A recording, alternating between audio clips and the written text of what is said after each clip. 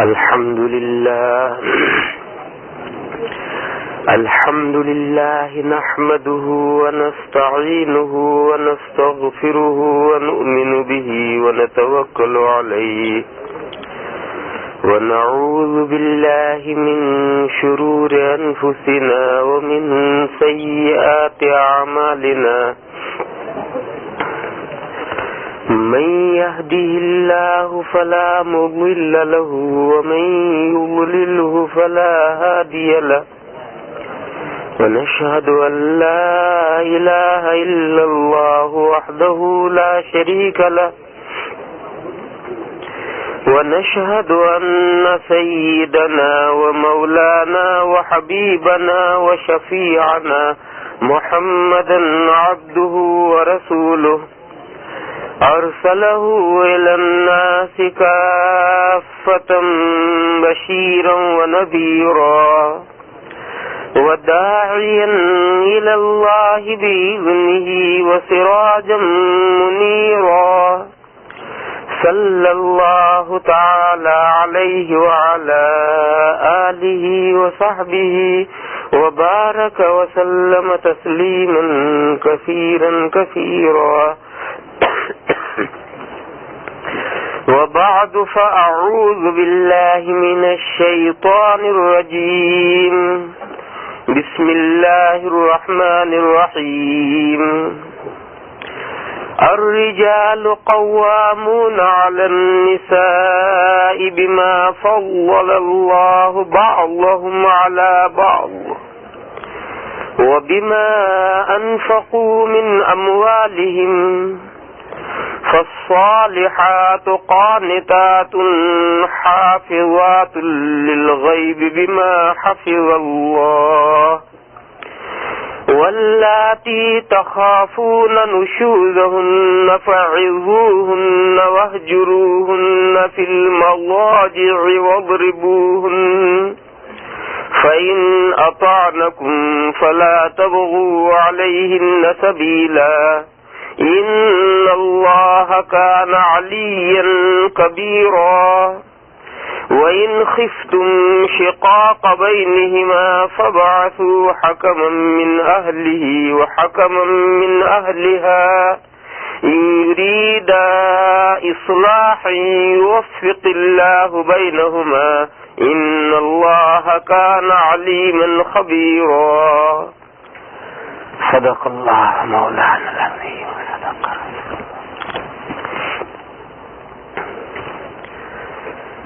بھائیوں اور بزرگوں، چند دن پہلے اس مجلس میں جو آخری بیان میں نے کیا تھا وہ اس آیت کریمہ کا جو شروع کا حصہ ہے اس حصے کے بارے میں نے عرض کیا تھا۔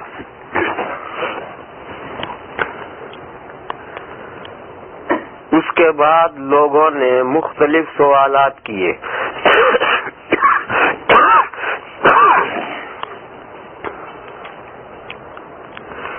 ایک سوال تو میرے جیب میں ہے، کسی نے یہ کیا ہے کہ اس مضمون پر روشنی ڈالی جائے کہ مرد کی کمائی میں عورت کا کتنا حق ہے۔ سوال کرنے والا کرتا ہے تو جو سمجھ میں آئے سوال کرے گا کہ مرد کی کمائی میں عورت کا کتنا حق ہے۔ ایک دوسرا سوال کسی نے یہ کیا کہ آپ نے مضمون تو بیان کیا کہ مردوں کے ذمے بھی کچھ ڈیوٹیاں ہیں، کچھ حقوق، مردوں کے لیے کچھ حقوق ہیں، عورتوں کے ذمے بھی کچھ ڈیوٹیاں ہیں اور کچھ ان کے لیے بھی کچھ حقوق ہیں، مگر آپ نے یہ تو واضح نہیں کیا کہ مرد کے فرائض کیا ہیں اور مرد کے رائٹس کیا ہیں، عورت کے فرائض کیا ہیں اور عورت کے رائٹس کیا ہیں۔ یہی تو اصل مضمون بیان ہونا چاہیے تھا، وہ تو آپ بول کر گئے۔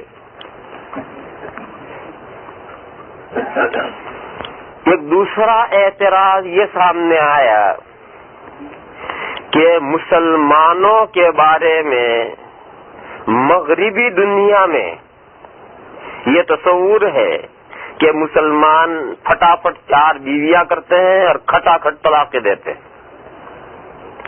یہ مسلمانوں کے بارے میں ایک تصور ہے مغربی دنیا میں کہ پھٹافٹ 4 بیویاں کرتے ہیں اور کھٹاکھٹ طلاقیں دیتے ہیں، جب چاہے اٹھا کے طلاق دے دی. ایک تصور یہ ہے مغربی دنیا میں مسلمانوں کے بارے میں. تو اس کی بھی حقیقت معلوم ہونی چاہیے کہ یہ مغربی دنیا میں جو اسلام اور مسلمانوں کے بارے میں یہ تصور ہے، یہ تصور کہاں تک درست ہو یا نادرست ہے. ایسی اور بہت سی باتیں میرے سامنے آئی، تو اس لیے میں نے مناسب سمجھا کہ وہ مضمون 3-4 دن پہلے جو یہاں بیان کیا گیا تھا اسی مضمون کو اور مفصل کیا جائے اور اسے تفصیل سے آگے بڑھایا جائے اور بیان کیا جائے.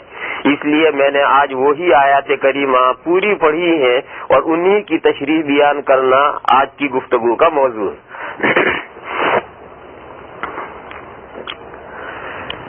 میں نے بتایا تھا کہ یہ آیات کریمہ سورہ نساء کی ہے،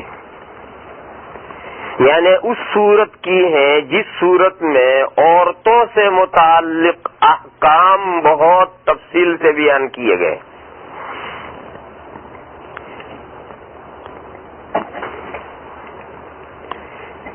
یہاں تک کہ میراث کے جو احکام ہیں وہ بھی سب اسی صورت میں آئے.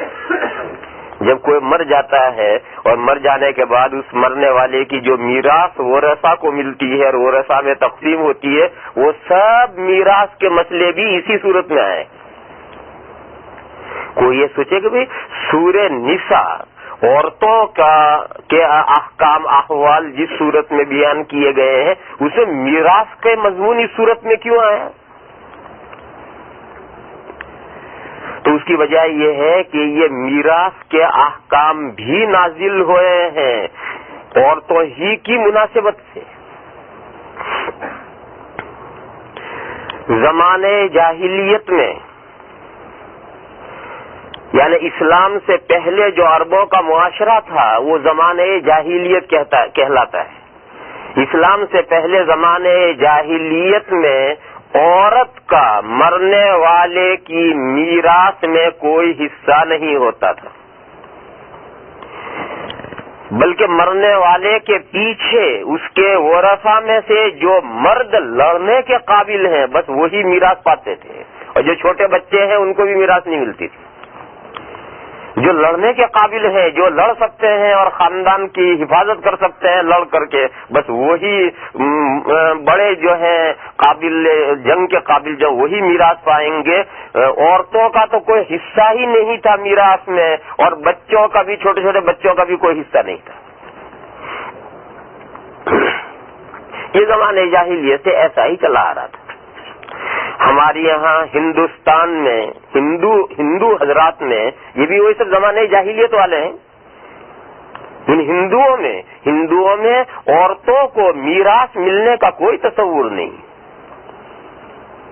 ہندوؤں میں بھی مرنے والے کی ساری میراث پیچھے مرد لیں گے، عورتوں کو کوئی میراث نہیں ملے گی.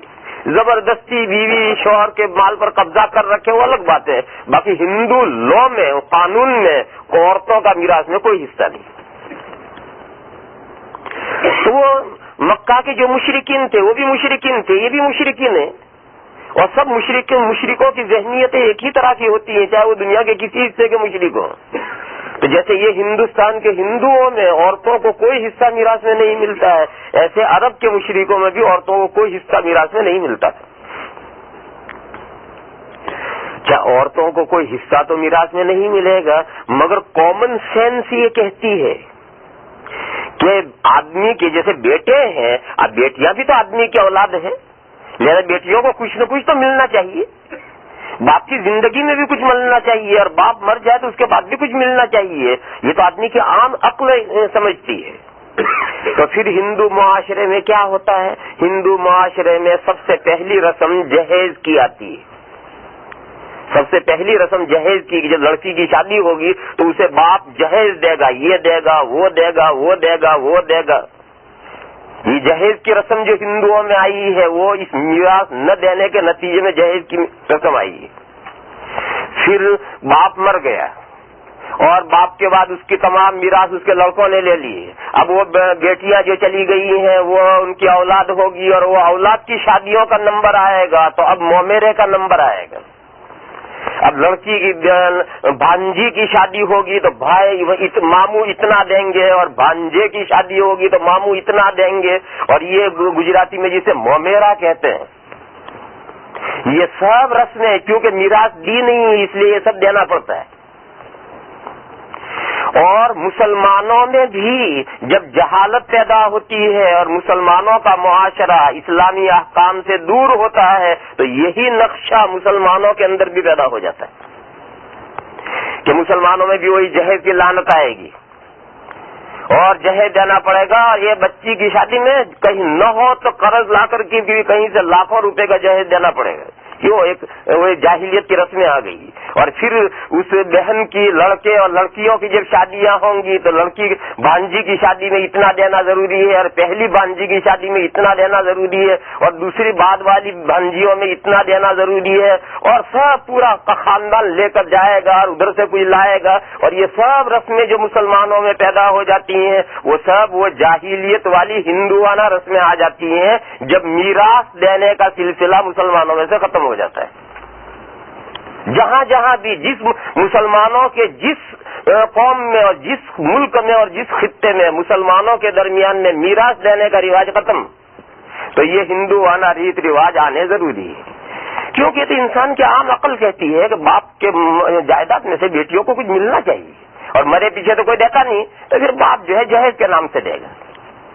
اور پھر باپ کا سارا بیٹوں نے لے لیا تو ان بہنوں کی سالانہ سال میں 1-2 مرتبہ بہنیں آئیں گی اس وقت بھائی کچھ دیں گے اور پھر ان کے بچوں کی شادیاں ہوں گی تب دینا پڑے گا. اور یوں رسمیں کر کے دینا تو ہے ہی. بہرحال یا تو اسلامی طریقے سے دو ورنہ جاہلی طریقے سے دینا پڑے گا.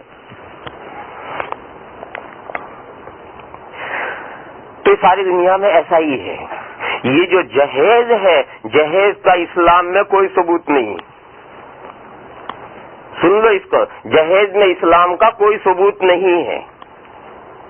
حضور اکرم صلی اللہ تعالی علیہ وسلم کی 4 صاحبزادیاں تھیں اور خود حضور نے اپنی 4 صاحبزادیوں کو رخصت کیا.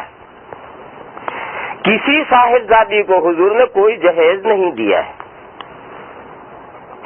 سب سے پہلی شادی حضرت زینب رضی اللہ تعالی عنہا کی ہوئی اور ان کی 2 شادیاں ہوئی ایک ہی شوہر سے. حضرت زینب رضی اللہ تعالی عنہا یہ حضور کی سب سے بڑی صاحبزادی تھی اور ان کا نکاح ہوا ہے ابو العاص سے جو حضرت زینب کے خالہ زاد بھائی تھے. حضرت زینب کی والدہ ہے حضرت خدیجۃ الکبریٰ.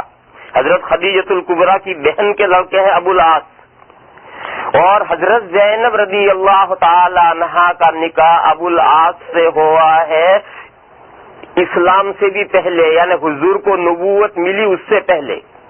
حضور کو نبوت تو 40 سال میں ملی تھی اور 40 سال یہ صاحبزادی بڑی ہو گئی تھی اور ان کا نکاح حضور کو نبوت ملنے سے پہلے ہی صاحبزادی کا نکاح ہو چکا. تو یہ حضرت زینب کا نکاح حضرت ابو العاص سے نکاح ہوا ہے اسلام سے پہلے, یعنی حضور کو نبوت ملنے سے پہلے زمانے جاہلیت میں. پھر جب حضور کو نبوت ملی تو حضور کے نبوت ملنے کے بعد میں صاحبزادی ایمان لے آئی حضرت زینب اور داماد ایمان نہیں لائے. لیکن اس کے باوجود صاحبزادی وہیں پھنسی ہوئی تھی تو وہیں چلتا رہا. ابھی اس سلسلے کا احکام بھی نہیں آئے تھے. مکہ کے 13 سال اسی طرح گزر گئے. پھر ہجرت ہوئی. ہجرت کے بعد میں سن 2 ہجری میں جنگ بدر ہوئی اور جنگ بدر میں جو قیدی پکڑ کر لائے گئے تھے اس میں حضور کے یہ داماد ابو العاص بھی قیدیوں میں پکڑے گئے تھے اور یہ 70 قیدی پکڑے گئے تھے اور یہ قیدی مدینہ میں آئے اور ان قیدیوں کے بارے میں یہ طے ہوا کہ ان سے فدیہ یعنی جنگ کا ہرجانہ لے کر کے ان کو چھوڑا جائے گا اور ان کو کہہ دیا گیا کہ بھئی اتنی رقم ادا کرو اور رقم ادا کر کے جا سکتے ہو. اب یہ قیدی تو سب مکہ کے ہیں اور یہاں تو ان کے پاس کوئی رقم نہیں تو ان سب قیدیوں نے مکہ اپنے رشتہ داروں کو کہلوایا کہ ہمارے لیے اتنی اتنی رقمیں بھیجو تو ہم یہاں بھر کر کے ادا کر کے چھوٹ کر کے مکہ آئیں. تو سب نے وہاں سے رقمیں بھیجی. ابو العاص کے لیے رقم ان کی بیوی حضرت زینب رضی اللہ تعالی عنہا نے بھیجی، کیونکہ وہی ان کی اہلیہ ہیں، حضور کی صاحبزادی ان کی اہلیہ، وہ مکہ میں ہے. تو انہوں نے اپنی بیوی کو کہلوایا تو ان کی بیوی نے ان کے فدیے کی رقم بھیجی. وہ ہر ایک کی رقمیں جب آئی تو حضور کے سامنے پیش ہوتی اور جیسی شرط کے مطابق رقمیں وصول کی جاتی اور اس قیدی کو چھوڑ دیا جاتا. اسی سلسلے میں حضور کے چچا حضرت عباس رضی اللہ تعالیٰ عنہ وہ بھی قیدیوں میں گرفتار تھے اور ان کے اوپر 3 فدیے لازم کیے گئے تھے کہ ایک تو تمہارا فدیہ اور 2 تمہارے بھتیجے قید میں ہیں ان کا فدیہ بھی تم دو. حضرت عباس نے حضور سے کہا کہ یا رسول اللہ میں کیوں دوں؟ حضور نے فرمایا تم مالدار ہو، تمہارے بھتیجے غریب ہیں اس لیے تم دو. کہ میں تو غریب نہیں ہوں. وہ تو حضرت عباس نے کہا میں تو مالدار نہیں ہوں، میں تو ایک فدیہ بھی مشکل سے ادا کر سکتا ہوں.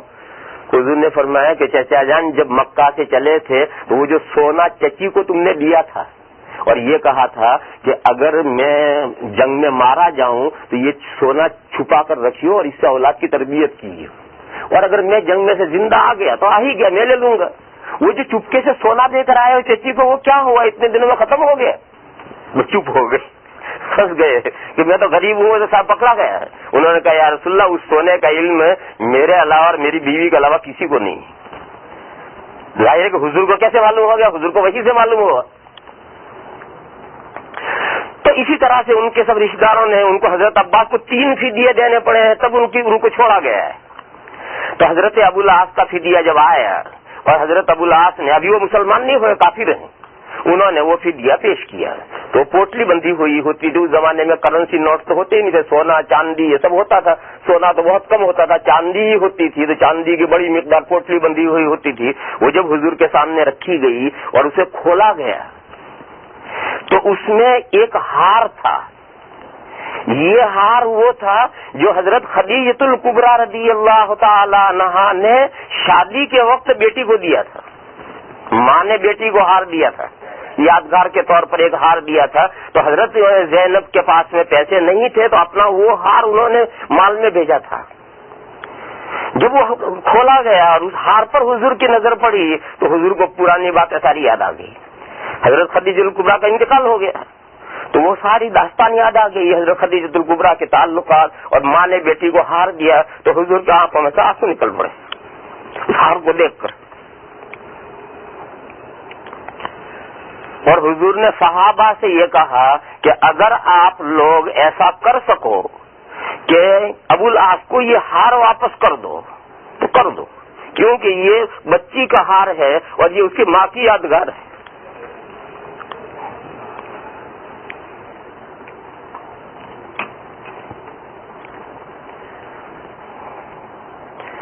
تو صحابہ کرام نے عرض کیا کہ رسول اللہ ہار نہیں، ہم سارا اس لیے واپس کرنا ہے. حضور نے فرمایا نہیں، یہ نا انصافی ہے.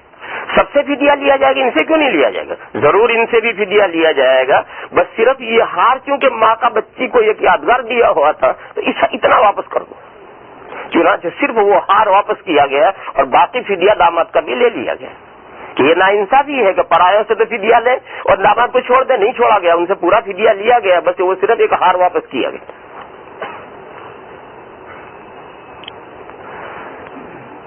تو چونکہ ان کے ساتھ یہ حسن سلوک کیا گیا تھا اور وہ یہاں آئے تھے، زمانہ بھی گزرتا ہے، بہت سی چیزوں کے اثرات پڑتے ہیں. تو جب ان کے داماد کو چھوڑنے کا وقت آیا تو حضور نے ان سے یہ کہا، اب سمجھایا ان کو کہ دیکھو میری بیٹی تمہارے یہاں ہے، تم کافر ہو، ایمان نہیں لائے، اور میری بیٹی مسلمان ہے، ایمان لے آ چکی ہے، اور میری بیٹی تمہارے نکاح میں نہیں رہ سکتی، لہذا تم میری بیٹی کو میرے پاس بھیج دو. تو چونکہ حضور کا ان پر احسان ہوا تھا، پھر قید ہو کر یہاں آئے تھے تو جو معاملات ان کے ساتھ حسن اخلاق کے ہوئے تھے، ان سب چیزوں نے انہیں متاثر کیا اور انہوں نے حضور سے وعدہ کیا کہ میں آپ کی صاحبزادی کو بھیج دوں گا. تو حضور نے یہ طے کیا کہ میرے 2 آدمی تمہیں مکہ مکرمہ کے قریب فلاں جگہ میدان میں فلاں دن ملیں گے. اور تم میری بیٹی کو مکہ سے باہر لا کر کے اس میدان میں چھوڑ دیجیے، میرے 2 آدمی وہاں ہوں گے، وہ زینب کو یا مدینہ لے آئیں گے۔ چنانچہ وہ وعدہ کر کے گئے کہ یا رسول اللہ میں بھیج دوں گا، ابھی وہ مسلمان نہیں ہوئے۔ خیر وہ مکہ چلے گئے۔ اس کے بعد مقررہ تاریخ پر حضور نے 2 آدمی بھیجے، ان میں سے ایک تو حضرت زید بن حارثہ ہیں جو حضور اکرم صلی اللہ تعالی علیہ وسلم کے منہ بولے بیٹے ہیں، اور اسلام سے پہلے منہ بولا بیٹا حقیقی بیٹے کی طرح سمجھا جاتا تھا، تو گویا یہ حضرت زینب کے حقیقی بھائی ہیں زمانے جاہلیت کے اعتبار سے۔ اگرچہ اسلام میں وہ منہ بولا بیٹے کے احکام نہیں ہیں، لیکن زمانے جاہلیت کے اعتبار سے تھے، حضور کے منہ بولے بیٹے تھے حضرت زید بن حارثہ۔ وہ پہلے زید بن حارثہ نہیں کہلاتے تھے، زید بن محمد کہلاتے تھے، یعنی حضور کے بیٹے زید، کیونکہ حضور کے منہ بولے بیٹے تھے، اور بالکل حقیقی بیٹے اور بیٹیوں کے احکام زمانے جاہلیت میں جاری ہوتے تھے۔ تو اس اعتبار سے ابھی وہ احکام نازل نہیں ہوئے کہ ایڈopشن، منہ بولے بیٹے کے احکام حقیقی بیٹا اور بیٹی جیسے نہیں ہے، یہ احکام ابھی نازل نہیں ہوئے۔ یہ تو سن 5 ہجری میں نازل ہوئے ہیں، ہجرت کے بعد سن 5 ہجری میں نازل ہوئے ہیں، اور یہ قصہ جو میں بیان کر رہا ہوں یہ سن 2 ہجری کا ہے، ابھی نازل نہیں ہوئے۔ تو ابھی تو حضرت زید بن حارثہ گویا حضرت زینب کے حقیقی بھائی ہیں۔ تو ایک تو حضرت زید بن حارثہ اور ان کے ساتھ ایک دوسرے انصاری صحابی، ان دونوں کو مکہ بھیجا گیا، اور وہ معینہ تاریخ پر مکہ کے قریب پہنچ کر کے اس میدان میں کھڑے رہے اونٹوں پر، اور ادھر سے وعدے اور شرط کے مطابق ابو العاص نے حضرت زینب کو ایک اونٹ پر بٹھا کر کے مکہ سے باہر نکل کر کے اونٹ کو ادھر ہانک دیا اس میدان کی طرف۔ تو حضرت زینب چلتی چلتی اس میدان میں پہنچی، تو وہاں حضرت 2 آدمی صاحب بھیجے ہوئے تھے، اور یہ حضرت زینب کو مدینہ لے آئے۔ یوں حضرت زینب مدینہ آ گئی، اور شوہر ان کے وہیں مکہ میں رہ گئے۔ اس کے 6 سال بعد ابو العاص مسلمان ہو کر مدینہ آئے۔ یہ حضرت زینب جو بھیج دی گئی ہیں، اس پر 6 سال گزر گئے، اور 6 سال کے بعد میں ابو العاص مسلمان ہو کر مدینہ آئے۔ حضرت زینب مدینہ میں آ کر کے دوسرا نکاح حضرت زینب نے نہیں کیا تھا، وہاں سے اپنے شوہر سے ایک بیٹی لے کر آئی تھی، اور وہی بیٹی لے کر کے حضور کے یہیں رہتی تھی، اور دوسرا نکاح بھی نہیں کیا تھا۔ جب 6 سال کے بعد ابو العاص مسلمان ہو کر مدینہ آئے، تو حضور نے دوبارہ نیا نکاح کر کے نیا مہر باندھ کر کے یہ صاحبزادی انہی کے نکاح میں دی۔ تو میں نے یہ کہا تھا کہ حضور کی جو سب سے بڑی صاحبزادی تھی حضرت زینب رضی اللہ تعالی عنہا، ان کا 2 نکاح ہوا، ایک ہی شوہر سے 2 نکاح ہوئے ہیں۔ ایک نکاح تو وہ اسلام سے پہلے زمانے کفر میں ہوا تھا، اور پھر اس کے بعد میں صاحبزادی مسلمان ہو گئی، شوہر کافر رہ گیا، اور شوہر دارالحرب میں رہ گیا، اور بیوی دارالاسلام میں آ گئی، تو اس سے نکاح ٹوٹ جاتا ہے۔ پھر شوہر جب مسلمان ہو کر آیا تو دوبارہ ان سے نئے مہر کے ساتھ نیا نکاح پڑھا کر کے بیوی انہی کے نکاح میں دی گئی۔ ان کو ان کی شادی میں حضور نے کوئی جہیز نہیں دیا، یہ ایک ہار جو دیا ہے وہ ماں نے بیٹی کو دیا ہے، جہیز باپ دیتا ہے، حضور نے ان کو کوئی جہیز نہیں دیا، کسی روایت میں جہیز دینے کا کوئی تذکرہ نہیں۔ پھر اس کے بعد حضرت زینب کے بعد میں حضور اکرم صلی اللہ تعالی علیہ وسلم کی 2 صاحبزادیاں اور تھیں، حضرت رقیہ اور حضرت ام کلثوم رضی اللہ تعالی عنہما۔ یہ دونوں بیٹیاں یکے بعد دیگرے حضرت عثمان غنی رضی اللہ تعالی عنہ کے نکاح میں آئیں۔ پہلے ایک بیٹی بالغ ہوئی، شادی کے قابل ہوئی، تو ان کا نکاح حضرت عثمان کے ساتھ ہو گیا۔ ابھی دوسری بیٹی ابھی چھوٹی ہے، یہ بیٹی حضرت عثمان غنی رضی اللہ تعالیٰ عنہ کے پاس کئی سال نکاح میں رہی، اور اس کے بعد بیمار ہو کر کے ان کا انتقال ہوا ہے ٹھیک اس دن جس دن وہاں بدر میں جنگ پوری ہوئی، ادھر اس دن ان کا یہاں انتقال ہو گیا۔ تو ان کے انتقال کے بعد اب دوسری بیٹی حضور کی وہ بڑی ہو گئی ہے، شادی کے قابل ہو گئی ہے، تو حضور نے یہ دوسری بیٹی حضرت عثمان کے نکاح میں دے دی۔ وہ بھی کچھ دنوں تک زندہ رہ کر وہ بھی بیمار ہو کر انتقال کر گئی، حضور کے سامنے وہ دوسری بیٹی بھی انتقال کر گئی۔ تو یوں حضرت عثمان غنی رضی اللہ تعالی عنہ ذو النورین کہلاتے ہیں، 2 نور والے، یعنی حضور کی 2 صاحبزادیوں سے نکاح کرنے کا انہیں شرف حاصل ہوا۔ تو ذو النورین جو عثمان ذو النورین کہتے ہیں، تو ذو النورین کہنے کی وجہ یہ ہے کہ یہ دو صاحبزادیاں یکے بعد دیگرے حضرت کے نکاح میں گئی ہیں، اور جب دوسری صاحبزادی کا انتقال ہوا ہے تو حضور نے فرمایا کہ میرے پاس اب کوئی بیٹی نہیں ہے، اگر میرے پاس بیٹی ہوتی تو میں تیسری بیٹی بھی عثمان کو دیتا، مگر اب حضور کے پاس کوئی بیٹی نہیں تھی، چوتھی بیٹی کا نکاح ہو چکا ہے، اور حضور کی 4 ہی صاحبزادیاں تھی، کوئی 5ویں نہیں تھی، تو اس لیے حضور نے فرمایا کہ اب میری کوئی بیٹی نہیں ہے، اگر میری کوئی اور بیٹی ہوتی تو میں تیسری بیٹی بھی عثمان کے نکاح میں دیتا۔ چوتھی بیٹی تو میں یہ کہہ رہا تھا کہ یہ جو 2 صاحبزادیاں حضرت عثمان غنی رضی اللہ تعالیٰ عنہ کے نکاح میں گئی، انہیں بھی کوئی جہیز نہیں دیا گیا، کسی روایت میں ان کو کوئی جہیز دینے کا کوئی تذکرہ نہیں آتا۔ چوتھی بیٹی حضرت فاطمہ رضی اللہ تعالی عنہا ہے، یہ سب سے چھوٹی بیٹی جو حضرت علی کرم اللہ تعالی وجہہ کے نکاح میں دی گئی۔ حضرت علی اور حضور کے درمیان میں کیا تعلق ہے اسے پہلے تھوڑا سا سمجھ لینا چاہیے۔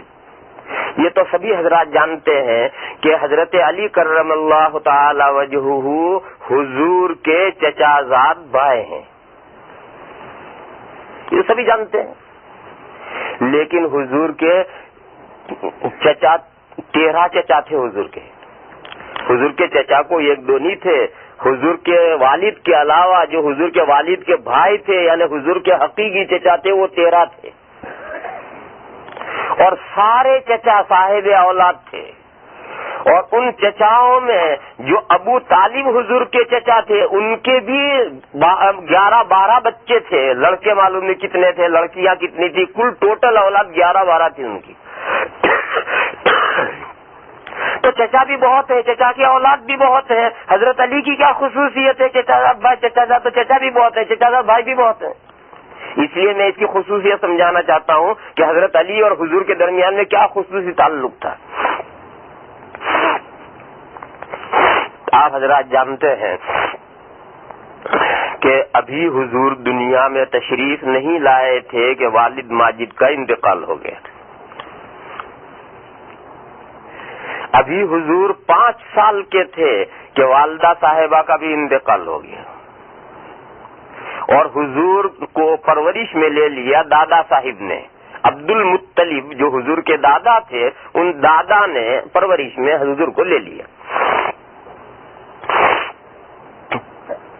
جب حضور کی عمر شریف 7 سال کی تھی تو دادا کا سایہ بھی سر سے اٹھ گیا، ان کا بھی انتقال ہو گیا۔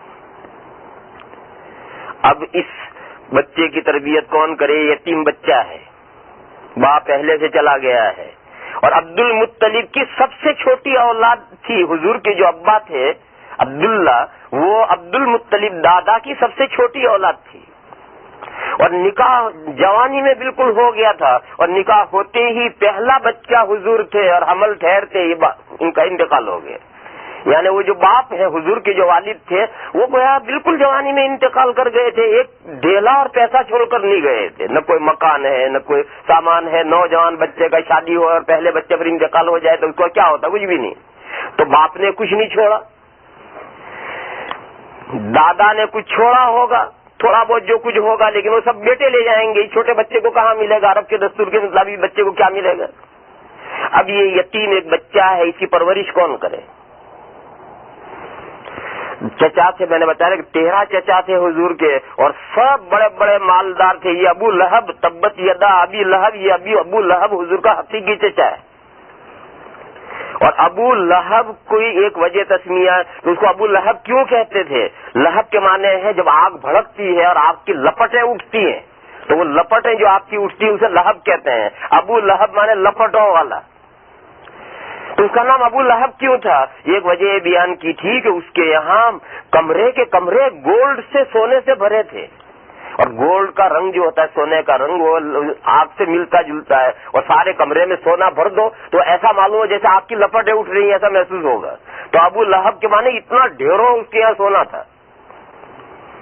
دوسرے چچا یہ حضرت عباس، یہ بھی حضور کے چچا تھے، ان کے پاس بھی بڑے دولت مند تھے، اور باقی سارے ہی چچا بڑے بڑے مالدار تھے، مگر اس بھتیجے کو کوئی لینے کے لیے تیار نہیں ہے، اس لیے کہ اس بھتیجے سے ملنا کیا ہے؟ اس کے باپ نے کوئی جائیداد تو چھوڑی نہیں، اس کے باپ نے کوئی جائیداد چھوڑی ہوتی تو ہر چچا لیتا، لیکن یہاں تو یتیم بچہ ہے، اس کے پاس کچھ نہیں ہے، نہ اس کی کوئی باپ نے جائیداد چھوڑی ہے، اس بھتیجے کو لینے کے لیے کوئی چچا تیار نہیں۔ ان چچاؤں میں ابو طالب سب سے زیادہ غریب تھے، وہ مالدار بالکل نہیں تھے، اپنا گزارا چلاتے تھے بیچارے، اور تھے کثیر العیال، میں نے بتایا کہ 10-11 تو ان کی اولاد تھی، غریب آدمی تھے اور کثیر العیال تھے، اولاد بہت تھی۔ تو جب کسی مالدار چچا نے حضور کو اپنی تربیت میں نہیں لیا تو ابو طالب نے یہ کہہ کر کے حضور کو اپنے گھر میں لے لیا کہ میرے یہاں 10-12 بچے ہیں، انہی کے پاس کھانے کے لیے کچھ۔ چچا ابو طالب کی پرورش میں چلے گئے ہیں جب 7 سال کے تھے تب۔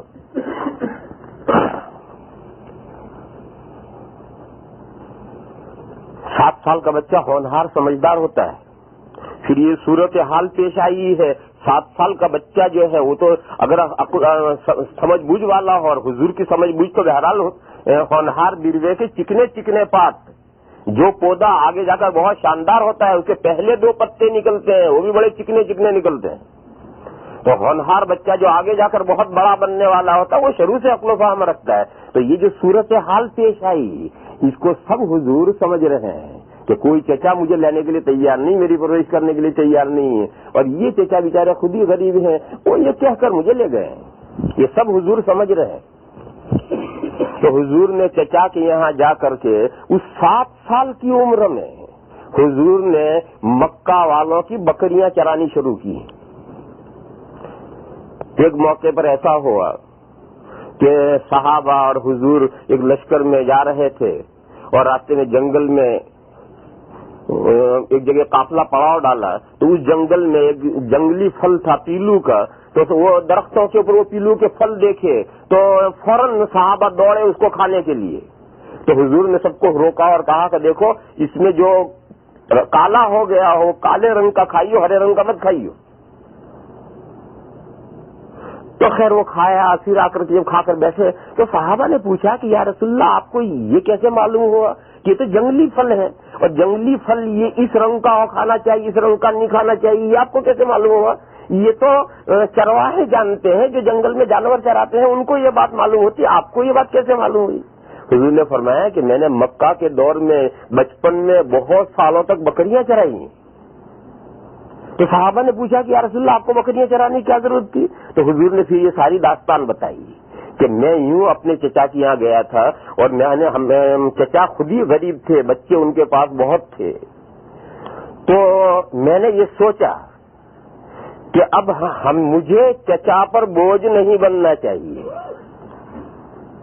جو 7 سال کا بچہ سوچ رہا ہے کہ ٹھیک ہے چچا نے مجھے پرورش کے لیے لے تو لیا ہے، لیکن مجھے چچا پر بوجھ نہیں بننا چاہیے، مجھے کچھ نہ کچھ کام کرنا چاہیے۔ تو حضور نے فرمایا کہ قراریت پر، قراریت قیرات کی جمع ہے، اور یہ قراریت قیرات یہ وہی لفظ ہے جو انگریزی میں کیرٹ استعمال ہوتا، کیرٹ یہ وہی لفظ ہے عربی کا۔ اور ایک درہم جو اس زمانے میں چاندی کا روپیہ ہوتا تھا درہم، وہ 6 قیرات کا 1 روپیہ ہوتا تھا، 1 درہم ہوتا تھا، 6 قیرات کا مجموعہ 1 درہم۔ تو فرمایا کہ میں چند قیرات پر مکہ والوں کی بکریاں چراتا تھا، 1 بکری اس کی لے لی، 1 قیرات مہینے کا یہ دے گا، 2 بکریاں اس کی لے لی، 2 قیرات وہ دے گا، یوں مکہ کی بکریاں 20, 25, 30 مختلف لوگوں کی اکٹھا کر لی، اور ہر ایک سے پیسے طے کر دیے، کتنے، اس سے 25 پینس، اس سے 50 پینس، اس سے 10 پینس، یوں بکریوں کی ایک بکری کی قیمتیں کر کے وہ سارا ریوڑ بنا کر کے حضور جنگل میں چرانے لے جاتے ہیں، اور چرا کر کے لا کر سب کے گھر شام کو سب کے گھر باندھ دیے، اور یوں جو تو پیسے تھوڑے تھوڑے پیسے ملتے تھے وہ سارے جمع کر کے لے جا کر چچا کو دیتے تھے۔ تو حضور نے فرمایا کہ میں نے اسے سوچا کہ اب ہم چچا کے سر کو پڑ گئے ہیں تو ہم کو چچا پر بوجھ نہیں بننا چاہیے، ہمیں کچھ لا کر کما کر دینا چاہیے تاکہ چچا کے لیے ہم بوجھ نہ بنے۔ تو ہم میں بکریاں چرا کر کے چند قیرات پر، یعنی کوئی پورا پاؤنڈ بھی ایک بکری کا مہینے کا نہیں ملتا تھا، چند پینس ملتے تھے، وہ لا کر خرید کر لوگوں کو بکریاں چرا کر لا کر دیتے تھے۔ خیر زمانہ چلتا گیا، حضور کی عمر مبارک 25 سال کی ہو گئی، نبوت ابھی بہت دور ہے. حضور کی عمر مبارک 25 سال کی ہو گئی اور حضور کا حضرت خدیجۃ الکبریٰ سے نکاح ہو گیا اور یہ نکاح چچا نے ابو طالب ہی نے کروایا تھا. کہ چچا ہی باپ کی جگہ پر تھے, وہی سرپرست تھے اور چچا ہی نے حضور کا یہ نکاح کروایا تھا. حضرت خدیجۃ الکبریٰ سے یہ نکاح ہوا ہے اور جب نکاح ہوا ہے تو حضور کی طرف سے جو نکاح کا خطبہ پڑھا ہے وہ ابو طالب نے پڑھا ہے. اس زمانے میں عرب کا دستور یہ تھا, جیسے اب دستور یہ ہے کہ قاضی صاحب خطبہ پڑھائیں گے, پھر ادھر سے ادھر اور ادھر سے ادھر ایجاب قبول کر دیا, نکاح ہو گیا. اس زمانے میں یہ دستور نہیں تھا. اس زمانے میں بارات آئے گی اور بیٹھیں گے, ادھر لڑکی والے بھی لڑکے والے بھی سب مجمع اکٹھا ہو گیا. تو سب سے پہلے لڑکے کے خاندان میں سے ایک آدمی کھڑا ہوگا اور وہ خطبہ پڑھے گا اور خطبہ پڑھ کر کے اپنے خاندان کے فضائل بیان کرے گا, اپنے دلہا کے فضائل بیان کرے گا اور بیان کر کے پھر وہ درخواست کرے گا کہ ہم آپ کے خاندان کی فلاں لڑکی کو اپنے اس لڑکے میں نکاح میں لینا چاہتے ہیں, یہ ہم آپ سے ریکویسٹ کرتے ہیں. اور یہ کہہ کر کے یہ لڑکے والا بیٹھ جائے گا. تو اب لڑکی والے خاندان میں سے ایک آدمی کھڑا ہوگا اور وہ بھی اپنا خطبہ پڑھے گا اور وہ بھی تقریر کرے گا اور وہ اپنے خاندان کے فضائل بیان کرے گا, اپنی بیٹی کے فضائل بیان کرے گا, اپنے خاندان کی لڑکی کے, اور پھر وہ جواب دے گا کہ آپ نے جو درخواست ریکویسٹ کی ہے وہ ہم منظور کرتے ہیں اور ہم اپنی فلاں بیٹی کو آپ کے فلاں صاحبزادے کے نکاح میں دیتے ہیں. نکاح اب ہو گیا. یہ اس زمانے کا زمانے جاہلیت میں نکاح اس طرح سے ہوتا تھا, دو طرف سے تقریر ہوتی تھی اور باقاعدہ ایجاب و قبول یوں ہوتا تھا. تو حضور اکرم صلی اللہ تعالی علیہ وسلم کا جب نکاح حضرت خدیجۃ الکبریٰ سے ہوا ہے تو حضور کھڑے نہیں ہوئے, حضور نے ایجاب نہیں کیا. حضور کی طرف سے حضور کے چچا جو بمنزل باپ کے حضرت ابو طالب تھے, ابو طالب نے کھڑے ہو کر خطبہ پڑھا ہے. اور اس خطبے میں جہاں انہوں نے قریش کی تعریف کی, اپنے خاندان کی, تو خاندان کی تعریف کرنے کے بعد دلہا کی بھی تعریف کرنی. تو دلہا کی تعریف میں ابھی تو حضور کی 25 سال کی عمر ہے, ابھی تو نبوت بہت دور ہے. اس وقت ابو طالب نے اپنے اس بھتیجے کی شان میں اشعار قصیدہ پڑھا تھا اور وہ اتنا جاندار قصیدہ پڑھا تھا کہ آج بھی اس کا جواب نہیں ہے حضور کی تعریف میں. اس کا ایک شعر ہے, وہ اب یستسقى الغمام بوجهه, یہ وہ گورا لڑکا ہے کہ جس کے چہرے کا واسطہ دے دو تو بادل برس جائے. یہ اس کا ایک مصرع ہے, وہ اب یستسقى الغمام بوجهه, ہمارا لڑکا وہ گورا لڑکا ہے اور اس کا اتنا مبارک چہرہ ہے کہ اگر اس کے چہرے کا واسطہ دے دو تو بادل برس جائے. تو وہ پورا قصیدہ پڑھا تھا انہوں نے حضور کی تعریف میں. خیر نکاح ہو گیا. نکاح ہو کر کے اب حضور کا اپنا ایک مستقل گھر بنا ہے. اور آپ یہ حضرات جانتے ہیں کہ حضرت خدیجۃ الکبریٰ رضی اللہ تعالی عنہا مالدار خاتون تھی اور ان کے پہلے 2 نکاح ہو چکے تھے اور ان سے پہلے ایک نکاح ہوا, پھر اس شوہر کا انتقال ہوا یا طلاق ہوئی مجھے نہیں معلوم, پھر ان کا دوسرا نکاح ہوا ہے, پھر وہ سے بھی طلاق ہوئی یا وفات ہوئی مجھے نہیں معلوم. بہرحال 2 نکاح حضرت خدیجہ الکبریٰ کے پہلے ہو چکے ہیں. اس کے بعد پھر وہ بیوہ تھی اور بیوہ ہونے کے ساتھ حضور کے ساتھ ان کا نکاح ہوا ہے. اور حضور کے ساتھ نکاح حضور نے نہیں کیا ہے, ان کی طرف سے رغبت ہوئی تھی, انہوں نے چاہا تھا. اور انہوں نے چاہا اس لیے تھا کہ وہ مالدار عورت تھی اور بزنس کرتی تھی اور ان کے نوکر تجارتی سامان لے کر کے یمن اور شام جاتے تھے. تو جب حضور 25 سال کی عمر ہو گئی تو اس وقت اس کا ایک کیروان جا رہا تھا تجارتی بزنس کا سامان لے کر. تو وہ جو نوکر تھے انہوں نے کچھ اور نوکر چاہے تو حضور ان کے کیروان میں نوکر ہو کر کے اس کیروان میں گئے تھے. اس کیروان میں جو حضور کی برکات اور فضائل ان نوکروں نے دیکھی, ان نوکروں نے آ کر اپنی سیٹھانی سے وہ بیان کیا کہ یہ جو ہم نوکر لے گئے تھے محمد نام کا, اس سے تو سفر میں یوں ہوا اور یوں ہوا اور یوں ہوا. بڑے عجیب عجیب کہ جہاں دھوپ ہوتی تھی ان کے سر پر بادل آ کر سایہ کرتا تھا, ہم دھوپ میں ہوتے تھے اور ان کے سر پر بادل آ کر سایہ کرتا تھا. بھوک ہوتی تھی تو یوں ہوتا تھا, بھوک لگتی تھی تو یوں ہوتا تھا. اور جو راستے کا احوال بیان کیے اس سے حضرت خدیجۃ الکبریٰ رضی اللہ تعالی عنہا سمجھ گئی کہ یہ کوئی بہت بڑی شخصیت ہونے والی ہے. اور یوں انہوں نے سلسلہ جنبانی کر کے اپنا رشتہ نکاح کرنا چاہا اور یوں حضور کا ان کے ساتھ نکاح ہو گیا. تو بہرحال وہ خاتون اللہ تعالیٰ نے ان کو مال دولت دی تھی، تو یوں حضور کے گھر میں گنجائش ہو گئی. جب حضور کے گھر میں گنجائش ہو گئی تو اب تک تو حضور چچا کے یہاں رہ رہے ہیں، شادی بھی چچا کرا رہے ہیں، گھر بھی بسا رہے ہیں، لیکن اب بیوی جو آئی تو بیوی کی طرف سے اللہ کے فضل سے گھر میں گنجائش ہو گئی. تو حضور اکرم صلی اللہ تعالی علیہ وسلم نے چچا سے یہ کہا کہ چچا جان، آپ کے اللہ تعالیٰ نے آپ کو بہت اولاد دی ہے، آپ پر بہت بوجھ ہے، یہ آپ کا چھوٹا بچہ ہے، یہ مجھے دے دیجیے. حضرت ابو طالب کے سب سے چھوٹے بچے یہ حضرت علی تھے، اور جب یہ حضرت علی 3-4 سال کے تھے اس وقت حضور نے یہ بچہ چچا سے مانگ لیا تھا کہ یا رسول اللہ یہ بچہ مجھے دے دیجیے. چچا جان سے کہا چچا جان یہ بچہ مجھے دے دیجیے. کیوں مانگ لیا تھا؟ چچا نے احسان کیا تھا، اس احسان کا بدلہ دنیا ہی میں چچا کو دینا ہے. اگرچہ جتنے دنوں تک چچا کے یہاں حضور رہے ان دنوں میں بھی چچا پر کوئی بوجھ نہیں بنے، بکریاں چرا چرا کے کما کما کر لا کر دیا، لیکن بہرحال پرورش تو چچا نے ہی کی ہے، تو اس احسان کا بدلہ بھی تو دینا ہے. تو چچا نے بھتیجے کی پرورش کی، تو بھتیجے نے چچا کے بیٹے کی یعنی چچا بھائی کی پرورش کی، تاکہ اس پرورش کا اس پرورش میں بدلہ ہو جائے. یوں حضرت علی کو لیا ہے حضور نے، اور حضور ایسے احسان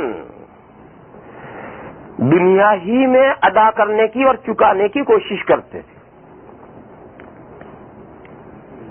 ایک میں اور مثال دوں تو اس سے آپ کو سمجھ میں آئے گا.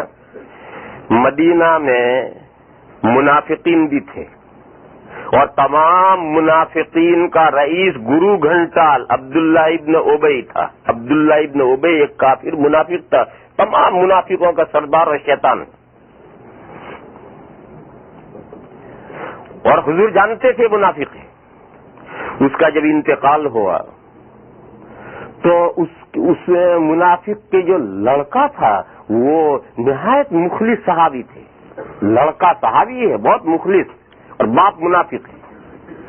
تو جب اس منافق کا انتقال ہوا تو لڑکے جو تھے انہوں نے حضور سے آ کر کے درخواست کی کہ یا رسول اللہ آپ اپنا کرتا عنایت فرمائیے، میں اپنے باپ کے کفن میں دے دوں، یہ امید کر کے کہ شاید اس سے برکت ہو جائے، اس کی نجات ہو جائے. دنیا میں زندگی پر تو کافر کم وقت رہا ہی، اب کرتے سے بخشش ہو جائے. تو حضور نے فوراً اپنا کرتا دیا، اپنا استعمالی مستعمل کرتا دیا، اور وہ کرتا اس منافق کے کفن میں پہنایا گیا. جب یہ کرتا دیا تو دوسرے صحابہ کو یہ چیز شاک گزری کہ کم وقت منافق مدینہ کے سب منافقوں کا سردار، اور جب تک زندہ رہا اسلام کے جڑوں میں کلاڑے مارتا رہا اور اسلام کے سخت دشمن رہا، ایسے منحوس اور نالائق آدمی کو حضور کا پیراہن مبارک دیا جائے. اس لیے دوسرے صحابہ کو یہ بات ناگوار گزری کہ اس منحوس کو یہ حضور کا مبارک کرتا اس نالائق کو. لیکن بہرحال حضور نے دیا، دوسرے صحابہ کیا بول سکتے. جنازہ تیار ہو کر آیا تو حضور اکرم صلی اللہ تعالی علیہ وسلم نماز پڑھانے کے لیے بڑھے. اب بہت پریشانی ہوئی صحابہ کی، اور حضرت فاروق اعظم رضی اللہ تعالی عنہ نے آگے بڑھ کر کے حضور کا دامن پکڑ لیا، اور نماز پڑھانے حضور بڑھ رہے تو حضور کو روک لیا اور کہا یا رسول اللہ اس نالائق نے فلاں موقع پر ہمارے ساتھ یہ کیا تھا، فلاں موقع پر یہ کیا تھا، فلاں موقع پر یہ کیا تھا. پچھلے سارے واقعات یاد دلائے کہ یہ تو ایسا منافق ہے، آپ اس کی نماز پڑھانے کے لیے تشریف لے جا رہے ہیں. تو حضور نے فرمایا کہ مجھے چھوڑ دو، مجھے اللہ نے ایسے لوگوں کی نماز پڑھنے سے منع نہیں کیا ہے، مجھے اللہ نے منع نہیں کیا تو میں پڑھتا ہوں جا کر. کیونکہ سورہ المنافقون میں منافقوں کے بارے میں اللہ تعالیٰ نے یہ ارشاد فرمایا ہے کہ استغفر لهم او لا تستغفر لهم ان تستغفر لهم 70 مرة فلن يغفر اللہ لهم. چاہے آپ ان منافقین کے لیے استغفار کریں، چاہے آپ ان منافقین کے لیے استغفار نہ کریں، دونوں باتیں سیم ہیں. اگر آپ 70 ٹائم ان کے لیے استغفار کریں گے تب بھی اللہ ان کی بخشش نہیں کریں گے. یہ سورہ منافقون میں آیت ہے. حضور نے اس کی طرف اشارہ کیا کہ اللہ تعالیٰ نے یہ تو فرمایا ہے کہ میرے نماز پڑھنے سے بھی، میرے استغفار کرنے سے بھی ان کمبختوں کی مغفرت ہونی نہیں، مگر اللہ نے مجھے منع نہیں کیا کہ تم ان کی نماز نہ پڑھیو، ایسا مجھے اللہ نے منع نہیں کیا، لہذا میں نماز پڑھاؤں گا. چنانچہ حضرت عمر نے چھوڑ دیا اور حضور بڑھے اور حضور نے نماز پڑھائی، اس کے رئیس المنافقین کے جنازے کی نماز پڑھائی. نماز پڑھانے کے بعد سورہ توبہ کی آیت نازل ہوئی جو کل نماز میں پڑھی جائے گی کہ وہ کیا وَلَا تُصَلِّ عَلَىٰ أَحَدٍ مِّنْهُمْ مَاتَ أَبَدًا وَلَا تَقُمْ عَلَىٰ قَبْرِهِ. ان منافقین میں سے کوئی مر جائے تو آپ کبھی بھی کسی کی نماز نہ پڑھیے اور کبھی اس کی قبر پر کھڑے نہ ہوئیے. اب دیکھو اللہ نے صراحتاً منع کر دیا. اس سے پہلے آیت نازل نہیں ہوئی تھی. پہلے تو یہ کہا تھا کہ اگر حضور بھی اس کے لیے منافقین کے لیے استغفار کریں گے کوئی فائدہ منافقین کا نہیں ہے. اگر 70 بار بھی استغفار کریں گے پھر بھی کوئی فائدہ نہیں ہے. کیوں؟ فائدہ پہنچنے کے لیے ایمان شرط ہے اور وہ تو مومن ہے ہی نہیں، کافر ہیں. کافر کے لیے اگر ساری دنیا کے پیغمبر بھی اکٹھا ہو کر کسی کافر کے لیے استغفار کریں کافر کو اس سے کوئی فائدہ نہیں ہوگا. تو اس میں یہ تو بتلایا، مگر حضور کو نماز جنازہ پڑھنے سے منع نہیں کیا گیا تھا، اس لیے حضور نے پڑھائی. مگر اس کے بعد آیت نازل ہوئی اور آیت نے کلیئر کر دیا کہ کسی منافق کی حضور نہ کبھی نماز پڑھیں گے نہ کسی کی قبر پر کھڑے ہوں گے. اس واقعے میں یہ جو حضور نے کرتا دیا تھا اس کو جنازے میں استعمال کرنے کے لیے، اس کی وجہ علماء کرام نے یہ بیان کی ہے کہ غزوہ بدر میں جب سارے قیدی آئے، میدان جنگ میں قیدی پکڑے گئے اور بقیہ سامان تو ان کا لوٹ گیا اور وہ تو مال غنیمت میں چلا گیا. اب یہ جو قیدی ہیں ان کے پاس تو پہنے کپڑے ہیں. اب یہ پہنے کپڑے تو 1 دن 2 دن 4 دن 5 دن 6 دن کے بعد بدلنے پڑیں گے. تو بدلیں گے تو ان کو دوسرے کپڑے ان قیدیوں کو دینے پڑیں گے اور یہ گورنمنٹ کی ذمہ داری ہے کہ دوسرے کپڑے دیں. تو جب یہ قیدی مدینہ لائے گئے تو اب ان کو دوسرے کپڑے دینے ہیں تاکہ یہ اپنے پرانے کپڑے نکال کر دھوئیں اور دوسرے کپڑے دیے جائے تو وہ بدلیں. تو صحابہ کرام نے اپنے اپنے کپڑے لا کر کے دیے. اس میں حضور کے جو چچا حضرت عباس قیدیوں میں آئے تھے تو حضرت عباس کی اتنی ہائٹ لمبی تھی کہ کسی صحابی کا کرتا ان کو آ ہی نہیں رہا تھا. جو ان سے صحابی کا لاؤ چھوٹا پڑتا تھا، جس کا بھی لاؤ چھوٹا پڑتا تھا. حضرت عباس کی ہائٹ اتنی لمبی تھی. اور یہ جو رئیس المنافقین عبداللہ ابن ابی تھا یہ بھی اتنا ہی لمبا تھا. تو اس وقت اس نے اپنا کرتا دیا تھا اور وہ حضرت عباس کو پہنایا گیا تھا. تو حضرت عباس چاہے قیدیوں میں ہے لیکن ہے تو حضور کے چچا. تو حضور کے چچا کو اس نے کرتا دیا تھا. اس کو حضور نے اپنے لیے کوئی احسان مانا ہے. تو گویا چچا کو نہیں دیا، یہ تو بھتیجے پر احسان کیا ہے. یہ احسان چکایا حضور نے کہ اس کے مرنے کے بعد اپنا کرتا دیا جو اس کے جنازے میں کفن میں استعمال کیا گیا. تو حضور اکرم صلی اللہ تعالی علیہ وسلم کا یہ مزاج تھا کہ اگر کوئی احسان کرے تو اس احسان کا کسی نہ کسی عنوان سے اس کا بدلہ چکایا جانا چاہیے. تو حضور کی پرورش چچا نے کی تھی، ابو طالب نے، اور پوری زندگی کی تھی. اگرچہ حضور ان پر چچا پر بوجھ نہیں بنے تھے لیکن بہرحال باپ کی جگہ پر تو چچا ہی تھے، پرورش تو انہوں نے کی تھی. تو یہ احسان کیسے اتارا جائے؟ تو جب حضور کا اپنا گھر بس گیا اور حضور صاحب خانہ ہو گئے، بیوی صاحبہ تشریف لے آئیں، وہ صاحب حیثیت ہیں. تو اب جو حضرت چچا کے جو سب سے چھوٹے بیٹے پیدا ہوئے حضرت علی، جب یہ 4-5 سال کے تھے تب حضرت حضور نے ان کو چچا سے مانگ لیا تھا کہ چچا آپ کے بہت بچے ہیں، آپ کی آمدنی بھی کم ہے، خرچہ بھی آپ پر بہت ہے، آپ نے مجھ پر بہت احسان کیے ہیں، مجھ پر بہت خرچ کیا ہے، میرا یہ چھوٹا بھائی ہے، یہ چھوٹا بھائی مجھے دے دو، میں اسے بڑا کروں گا. تو چچا بھی رہتے کہ یہ بھی تو میرا بیٹا ہی ہے. حضور بھی تو ابو طالب کے بیٹے جیسے ہی تھے. تو ابو طالب نے یہ چھوٹا بچہ اپنا حضرت علی حضور کو سونپ دیا اور یوں حضرت علی حضور کے گھر میں شروع سے لے کر آخر تک بڑے ہوئے ہیں اور یہ گویا حضور کے بیٹے ہیں. کیا عمروں میں تفاوت 5-6-7 سال کا تھا. حضرت علی 5-6-7 سال بڑے تھے اور حضور کی سب سے چھوٹی صاحبزادی حضرت فاطمہ یہ 5-6 سال چھوٹی تھی. اب زمانہ بڑھتا چلا گیا. ہجرت کے 13 سال گزر گئے. ابھی حضرت علی بھی شادی کے قابل نہیں ہے اور بیٹی جو ہے ابھی چھوٹی بیٹی وہ بھی بالغ نہیں ہوئی. پھر ہجرت کر کے حضور مدینہ چلے گئے اور حضور کا گھرانہ بھی وہیں چلا گیا تو بیٹی بھی وہیں چلی گئی. وہ 2 بیٹیاں جو تھیں یہ ابو حضرت زینب تو وہاں ہیں اور ایک بیٹی حضرت زینب حضرت عثمان کے نکاح میں ہجرت سے پہلے دی جا چکی تھی اور ایک بیٹی آخری 2 بیٹیاں حضور کے پاس تھی اور یہ حضرت علی اور حضرت زید بن حارثہ یہ گویا بمنزل بیٹے کے ہیں. اور حضور کی اس وقت بیوی صاحبہ ایک ہی بیوی صاحبہ تھی حضرت سودا اور حضرت خدیجہ کا اس سے پہلے انتقال ہو چکا ہے. ہجرت سے 5 سال پہلے حضرت خدیجہ کا انتقال ہو گیا ہے اور ان کے انتقال کے بعد حضور نے شادی فرمائی ہے حضرت سودا رضی اللہ تعالی عنہا سے جو تقریباً 50-55 سال کی عورت تھی تاکہ وہ گھر میں آ کر کے گھر کے سب بچوں کا نظام سنبھالے. تو یہ سارا گھرانہ حضور کا مدینہ آ گیا ہے. ایک بیوی صاحبہ ہیں حضرت سودا وہ آ گئیں. 2 بیٹیاں گھر میں ہیں وہ آ گئی. حضرت علی اور حضرت زید بن حارثہ یہ منزل بیٹوں کے یہ سب آ گئے. یہ سب مدینہ میں آ گئے. مدینہ میں آنے کے بعد سن 2 ہجری میں بدر کی جنگ ہو چکی. اس جنگ کے ہونے کے بعد حضور اکرم صلی اللہ تعالی علیہ وسلم نے یہ دیکھا کہ حضرت علی بھی شادی کے قابل ہو گئے ہیں اور چھوٹی بیٹی یہ بھی شادی کے قابل ہو گئی ہے. تو حضور نے یہ مناسب خیال فرمایا کہ اس بیٹی کو حضرت علی کے نکاح میں دے دیا جائے. اور اس سلسلے میں وہی سے بھی حضور کو اشارہ ملا تھا کہ یہ بیٹی ان کے نکاح میں دی جائے. چنانچہ حضور نے حضرت علی کو بلا کر یہ کہا کہ بھئی تمہارا میں نکاح کروں گا فاطمہ سے اور تم نکاح کی کچھ تیاری کر لو.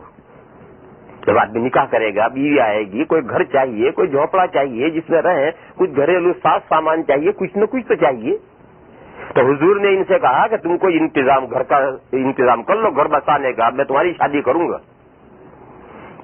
تو حضرت علی کرم اللہ تعالی وجہہ کہتے ہیں کہ میں نے سوچا کہ اب کیا گھر بسانے کے لیے کیا انتظام کیا جائے کس طرح سے سامان کیا جائے. تو کہا میں نے مدینہ کے ایک سنار سے کانٹیکٹ کیا کہ دیکھ بھائی میرے پاس اونٹنی ہے تو تو اور میں ہم دونوں اس اونٹنی کو لے کر کے مکہ مکرمہ جائیں گے. مدینہ سے مکہ کا 10 دن کا سفر ہے. 10 دن میں مکہ پہنچتے تھے اور وہاں ایک گھاس ہوتی ہے ازخر. وہ گھاس وہاں سے جنگل میں سے چن کر کاٹ کر کے اونٹنی کے اوپر بھر کر کے وہ گھاس مدینہ لائیں گے اور وہ گھاس سنار استعمال کرتے تھے اور سنار اس گھاس کو خریدتے تھے اور وہ بھٹی میں اسے جلاتے تھے. تو وہ جو دوسرا پارٹنر ہے وہ سنار ہے. تو اب وہ گھاس آئے گی تو سناروں میں بکے گی اور اچھے جگہ پر بکے گی اچھی قیمت سے کیونکہ پارٹنر سنار ہے. اور وہ گھاس سنار ہی لیتے تھے اور اس سے جلا کر کے سونے کے زیورات وغیرہ میں وہ اس سے گھاس استعمال ہوتی تھی. چنانچہ انہوں نے سوچا کہ اس طریقے سے وہ ہم گھاس لائیں گے اور اسے بیچیں گے اور اس سے کچھ پیسے پس انداز کریں گے اور کچھ پیسے لے کر کے کچھ گھر بسائیں گے اور شادی کی تیاری ہو رہی. کام شروع ہوا. کتنی مرتبہ گئے اور آئے اور گھاس لائے کتنی مرتبہ اس کی کوئی تفصیل نہیں ہے روایت میں. بہرحال چند مرتبہ گئے آئے. اس کے بعد ایک حادثہ پیش آ گیا.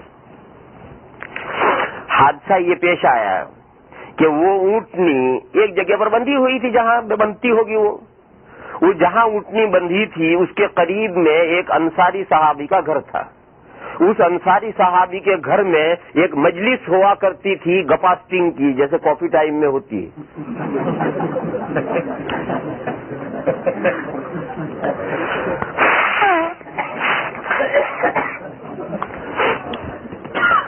اور ابھی شراب حرام نہیں ہوئی. شراب ابھی حرام نہیں ہوئی. تو وہ صحابہ کرام سب ہیں. اس مجلس میں ایک باندی نے مجلس میں سب کو شراب پلائی. اس زمانے میں عورتیں باندیاں ہوتی تھی باندیوں کا دور تھا تو اسے ساری مجلس میں سب کو شراب پلائی اور شراب پلانے کے بعد میں اس نے گانا گایا. اس باندی نے لڑکی نے اس نے گانا گایا، اور اس مجلس میں حضور کے چچا حضرت حمزہ رضی اللہ تعالیٰ عنہ جو سید الشہداء ہیں وہ بھی اس مجلس میں تھے، اور سب نے شراب پی رکھی ہے، انہوں نے بھی رکھی ہے۔ یہ بدر کی جنگ سے چند دن پہلے کا قصہ ہے۔ اس عورت، اس لڑکی نے گانا گاتے ہوئے جو شعر پڑھا تو اس نے حضرت حمزہ کو مخاطب کر کے کہا کہ ارے قوم کے سردار کیا بیٹھا ہوا دیکھ رہا ہے، دیکھیے اونٹنی ہے، اٹھ جا کے اس کا جگر لار کباب بنا کے سب کو کھلا۔ یہ اس کے شعر کا مضمون تھا۔ اور عرب میں تو شاعری تو بچہ بچہ کرتا تھا، یعنی فطری ان کی تھے، خود ہی شعر بناتے تھے۔ تو اس باندی نے خود ہی شعر بنایا اور ان کو حضرت حمزہ کی طرف اشارہ کر کے کہا کہ قوم کے سردار، اوہو قوم کے سردار کو تو پھر تو پارا کتنا چڑھ جائے گا، اور شراب پی کر نشہ تو ہو ہی رہا ہے۔ اور کہا قوم کے سردار کیا بیٹھا بیٹھا دیکھ رہا ہے، یہ سب کباب کھانے کے منتظر ہے اور تو ان کی دعوت نہیں کرتا، دیکھے اونٹنی بیٹھی، جب اس کا کلیجہ جگر لا کے کباب بنا کے کھلا۔ بس یہ شعر سنتے حضرت حمزہ نشے میں اٹھے اور جا کر اونٹنی کو ذبح کر ڈالا، اور ذبح کر کے پیٹ پھاڑ کر کے کلیجہ لایا کہ لو کھاؤ کباب۔ یہ اونٹنی حضرت علی کی اونٹنی تھی جس پر شادی کرنی تھی اور سارا پروگرام چل رہا تھا۔ یہی اونٹنی تھی جس پر ساری گھر گھاس آتی تھی اور ساری کمائی کا تھا، اور پورا پلان جو بنا رکھا تھا وہ اونٹنی تو چچا نے ذبح کر دی، اور ذبح کر کے لا کر کے کلیجہ دے لو کھاؤ۔ کسی نے حضرت علی کو خبر پہنچائی کہ تمہاری اونٹنی تو گئی، شیخ چلی کا سارا بانڈا پھوٹ گیا۔ چنانچہ وہ آئے دوڑے دوڑے، دیکھا واقعی تو ان کی ذبح شدہ پڑی ہے اور اس کا پیٹ پھٹا ہوا ہے اور کلیجہ لے گئے۔ تو حضرت علی کے پیروں تلے سے تو زمین سرک گئی کہ اسی اونٹنی پر تو سارا مدار تھا، اسی سے تو انتظام کر کے ساری شادی کرنی تھی، یہ اونٹنی ختم ہو گئی۔ تو روتے روتے حضور کے پاس گئے۔ حضرت علی نوجوان بچے ہیں، ابھی سب 16-18 سال کی عمر ہے، روتے روتے حضور کے پاس گئے اور حضور کو جا کر اطلاع کی کہ حضور میری اونٹنی کے ساتھ چچا نے یہ کیا۔ حضرت حمزہ بھی حضور کے بھی چچا ہے اور حضرت علی کے بھی چچا ہے۔ حضور کو بھی قدرتی طور پر بہت افسوس ہوا اور حضور فوراً اٹھے۔ ایک تو یہ رو رہا بچہ، پھر اس کا تو سارا پروگرام زندگی کا اس اونٹنی پر سارا تباہ ہو گیا۔ تو حضور فوراً اٹھے کہ جائیں اور چچا کو جا کر کچھ ڈانٹے ڈپٹے لعنت ملامت کریں کہ آپ نے یہ کیا کیا۔ تو حضور وہاں پہنچے اس مجلس میں جہاں یہ سب بیٹھے تھے، اور حضور نے جا کر کے چچا کو کوئی سخت سست کہنا شروع کیا کہ آپ نے یہ کیا کر دیا، اس بیچارے کی یہی اونٹنی سرمایہ تھا، ایسا کچھ کہنا شروع کیا۔ تو حضرت حمزہ نشے میں تھے، انہوں نے حضور کو یوں کر کے سر سے لے کر پیر تک یوں گھورا 2-3 مرتبہ، اور پھر جملہ کہا کہ حل انتم الا عبید و ابی، یہ کہا کہ تم دونوں تم میرے ابا کے غلام ہو، یعنی حضور اور حضرت علی یہ دونوں بھتیجے ہیں، اور میرے ابا یعنی ابو طالب دادا، میرے دادا کے دونوں بچوں گڑے ہو، غلام ہو، تم دونوں تو میرے ابا کے غلام ہو۔ جب یہ جملہ کہا تو حضور یہ سمجھ گئے کہ اس وقت میں آپے میں نہیں ہے۔ ٹھیک ہے وہ چچا ہے، لیکن چچا ہونے کے ساتھ وہ امتی بھی تو ہے، حضور رسول ہیں اور وہ حضور کے امتی ہیں، مومن ہیں، حضور پر ایمان لانے والے ہیں۔ ایسا جملہ مومن نہیں کہہ سکتا، اور یہ جملہ انہوں نے کہا ہے بے خبری میں کہا ہے، نشے کی حالت میں کہا ہے۔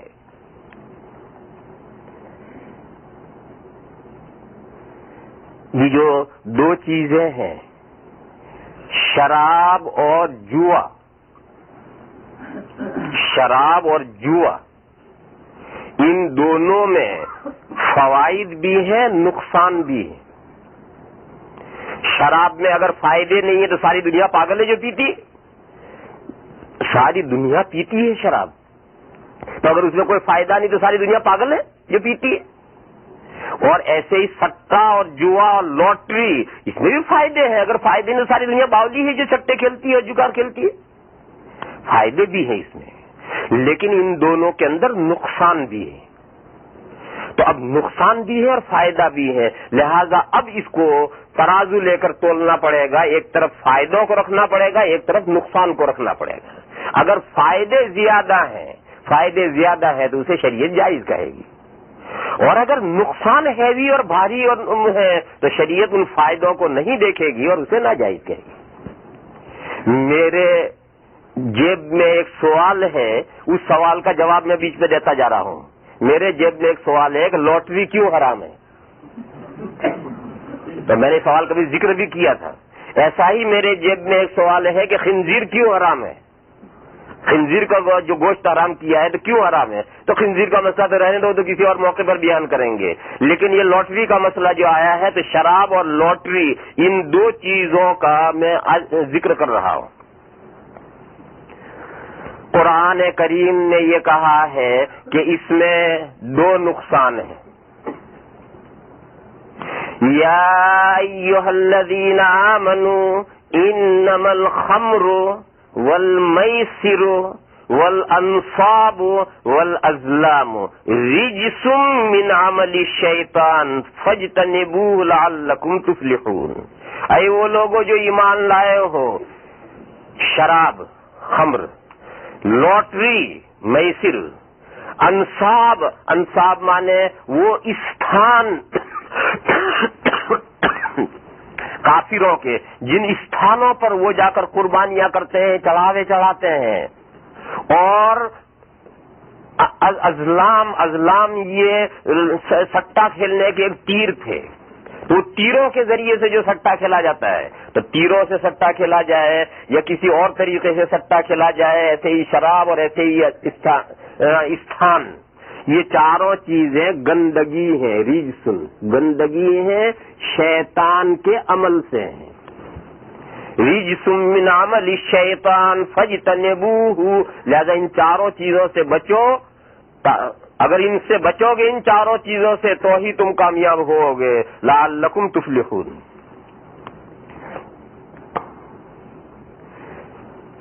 گندگی، دیکھو گندگی دو طرح کی ہوتی ہے. ایک گندگی ظاہری ہوتی ہے اور ایک گندگی چشمے سے نظر نہیں آتی ہے. عقل ہو تو گندگی سمجھ میں آئے گی، ورنہ نہیں آئے. چشمے سے جو نظر آتی ہے، آنکھوں سے نظر آتی ہے، وہ تو وہ گندگی ہے جو حسی اور ظاہری گندگی کہتے ہیں. پخانہ ہے، پیشاب ہے، یہ ہے وہ گندگی. اور عقل سے جو گندگی سمجھی جا سکتی ہے وہ کون سی گندگی ہے؟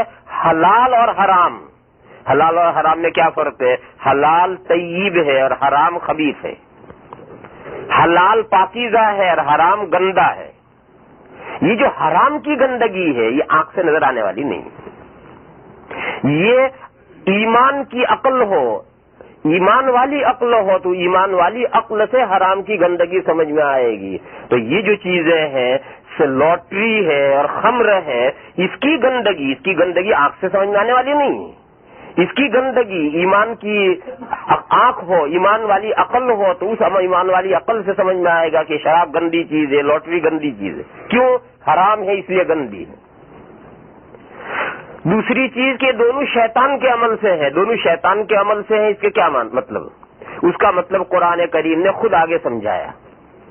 لعلکم تفلحون انما يريد الشیطان ان یوقع بینکم العداوة فی الخمر والمیسر ویصدکم عن ذکر اللہ وعن الصلاة فہل انتم منتہون. قرآن نے کہا کہ شیطان یہ چاہتا ہے کہ تمہارے درمیان میں عداوت ڈال دے، اور عداوت سے آگے بغضا یعنی آخری درجے کی دشمنی ڈال دے. یوقع بینکم العداوۃ والبغضا. ان دو چیزوں کے ذریعے سے، شراب کے ذریعے سے اور لاٹری کے ذریعے سے. شراب اور لاٹری کے ذریعے سے شیطان تمہارے درمیان میں عداوتیں اور نفرتیں اور بغضا تمہارے درمیان میں پیدا کرنا چاہتا ہے. اور شیطان ان دو چیزوں کے ذریعے تمہیں اللہ کے ذکر سے روکنا چاہتا ہے. وَيَصُدَّكُمْ عَنْ ذِكْرِ اللَّهِ. اللہ کے ذکر سے تمہیں ان دو چیزوں کے ذریعے سے روکنا چاہتا ہے اور نماز سے روکنا چاہتا ہے. فَهَلْ أَنْتُمْ مُنْتَهُونَ. جب اتنے بھاری نقصان ہیں ان دو چیزوں میں، لاٹری میں اور شراب میں، جب اتنے بھاری نقصان ہیں تو کیا تم بچو گے یا نہیں بچو گے اس سے، ان دونوں چیزوں سے؟ یہ قرآن کریم کی آیتیں ہیں اور تراویح میں پڑھی جا چکی ہیں. ان آیتوں میں آپ غور کریں گے تو اس نے بتایا کہ یہ دو چیزیں، شریعت نے ان دونوں چیزوں کو حرام اس لیے کیا ہے کہ شیطان ان دو چیزوں کے ذریعے سے انسان کو اللہ کے ذکر سے غافل کرتا ہے، نمازوں سے غافل کرتا ہے، آپس میں عداوتیں اور دشمنیاں پیدا کر دیتا ہے. اب آپ دنیا کا جائزہ لیجئے کہ برطانیہ میں لاٹری چل رہی ہے، وہاں تو کوئی دشمنیاں نہیں ہو رہی، اور ہمارے ملک میں گورنمنٹ لاٹری چلا رہی ہے، کوئی دشمنی، یہ تو گورنمنٹ کنٹرول کر رہی ہے اور گورنمنٹ کے کنٹرول کی وجہ سے تھوڑا بہت چل رہا ہے. لیکن جب لاٹری جائز ہو جائے گی اور چلنے لگے گی اور دنیا میں ہر کوئی لوگ کرنے لگیں گے، تو آؤ ہمارے ہندوستان میں، وہاں لاٹریاں اور سٹے روز پبلک کھیلتی ہے، اور ان میں کتنے آپس میں اختلافات اور جھگڑے اور کتنے ناحق قتل ہو جاتے ہیں، روز کتنے ہی واقعات ہیں. اور شراب پینے میں، شراب پی کر کے لڑ پڑتے ہیں اور لڑ کر ایک دوسرے کو جان سے مار ڈالتے ہیں، بے شمار واقعات ہیں. تاریخ کا مطالعہ کو، دنیا کے حالات سے مجھ سے زیادہ آپ حضرات واقف ہیں. تو یہ دو چیزیں، ان دو چیزوں کے ذریعے سے شیطان انسانوں کے درمیان میں فساد پیدا کرنا چاہتا ہے. اب ایک الگ بات ہے کہ سب کو اتنی پلا دی کہ کنٹرول میں رہو، زیادہ مت پیو. کہ بھئی کہاں لڑائی ہوئی؟ تو لڑائی اس لیے نہیں ہوئی کہ تم نے کنٹرول کر کے تھوڑی تھوڑی پلائی. کہ بھئی یہاں لاٹری ملک میں چل رہی ہے اور کوئی جھگڑا نہیں، بھئی جگہ گورنمنٹ کنٹرول کر رہی ہے، لیکن ہمیشہ ہر جگہ گورنمنٹ تھوڑی کنٹرول کر سکے گی. جب جائز ایک چیز ہو جائے گی تو اسے کون کنٹرول کرے گا؟ تو غرض یہ دونوں چیزیں، ان میں بے شک فائدے ہیں. قرآن نے دوسری جگہ پر کہا ہے یسألونک عن الخمر والمیسر، لوگ آپ سے پوچھتے ہیں شراب کے بارے میں اور لاٹری کے بارے میں. یسألونک عن الخمر والمیسر قل فیہما اسم کبیر، آپ کہیے لوگوں سے کہ ان دونوں چیزوں میں بہت بڑا گناہ ہے. ومنافع للناس، اور لوگوں کے لیے کچھ فائدے بھی ہیں. یہ خود قرآن کریم میں ہے کہ ان دونوں چیزوں میں، لاٹری میں بھی اور شراب میں بھی، دونوں چیزوں میں لوگوں کے لیے کچھ فائدے ہیں. فائدے ہیں جبھی تو ساری دنیا کے عقل مند پیتے ہیں. کوئی پاگل ہے ساری دنیا کسی پیسے خرچ کر رہے ہیں اور پی رہے ہیں؟ اور لاٹری ہے جو کھیل رہے ہیں تو کوئی فائدہ کچھ پیش نظر لوگوں کے ہیں جبھی تو لاٹریاں کھیل رہے ہیں. لیکن قرآن نے کہا کہ بے شک لوگوں کے لیے اس میں فوائد ہیں، لیکن ان دونوں کے اندر گناہ جو ہے وہ گناہ بہت بڑا اور بھاری گناہ ہے. لہذا وہ جو بہت بڑا اور گناہ بھاری گناہ ہے، جس گناہ کو دوسری جگہ قرآن نے سمجھایا ہے کہ شیطان لاٹری اور شراب کے ذریعے تمہارے درمیان میں یہ چیزیں پیدا کرنا چاہتا ہے، تو اس بڑے گناہ کو پیش نظر رکھ کر کے شریعت نے شراب کو اور لاٹری کو حرام کیا ہے. تو یہ حرام بعد میں ہوئی، لیکن ابھی شروع میں ابھی حرام نہیں ہوئی تھی، اور اس وقت شراب پینا درست تھا. چنانچہ صحابہ کرام نے شراب پی تھی اور یہ واقعہ پیش آیا. دیکھو کتنا آدمی بے ہوش ہے کہ امتی نبی سے کیا کہہ رہا ہے کہ تو میرے باپ کا غلام ہے. امتی نبی سے یہ کہہ رہا ہے کہ تو میرے باپ کا غلام ہے. کہاں ایمان باقی رہے گا؟ امتی کا ایمان باقی رہے گا؟ جو وہ اپنے نبی سے یہ کہے کہ تو میرے باپ کا غلام ہے تو امتی کا ایمان باقی رہے گا. یہ اس شراب میں بے بھان ہو گیا ہے، بے خبر ہو گیا انسان. اس میں ماں اور باپ کی تمیز نہیں کر سکتا ہے، اور باپ کو کیا کہنا چاہیے کیا نہیں کہنا اس کی تمیز نہیں کر سکتا آدمی. تو یہ وہ خرابیاں ہیں جس کی وجہ سے بعد میں شراب حرام ہوئی ہے، لیکن ابھی شراب حرام نہیں ہوئی تھی. تو جب حضور نے یہ دیکھا کہ اس وقت چچا آپے میں نہیں تو حضور چلے آئے، حضرت علی کو لے کر وہاں سے چلے آئے. چلے تو آئے لیکن مسئلہ تو حل نہیں ہوا. حضرت علی کی شادی کا انتظام کرنا ہے اور سب، اب یہ ساری فکر بھی تو حضور ہی کو ہے. تو حضور اکرم صلی اللہ تعالی علیہ وسلم نے دیکھو پہلے تو حضرت علی ہی کو کہا تھا بھائی تم اپنا انتظام کرو، شادی وادی تمہاری شادی مجھے کرنی ہے، اپنا انتظام کرو. وہ خود ہی سوچ رہے ہیں اپنا گھر بسانے کے لیے، اپنے پیروں پر کھڑے ہونے کے لیے اسباب کر رہے ہیں. اور ایسا ہی بوجھ بچوں پر ڈالنا چاہیے.